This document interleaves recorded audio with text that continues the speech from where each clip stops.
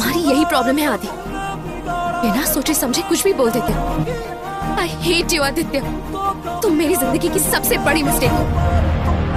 मैंने एक बात गलत बोली तो तुम्हें इतना गुस्सा आ गया? ये कोई ईगो नहीं है वर्षा, प्यार है। पर ये तुम्हें अभी समझ में नहीं आएगा। I don't care.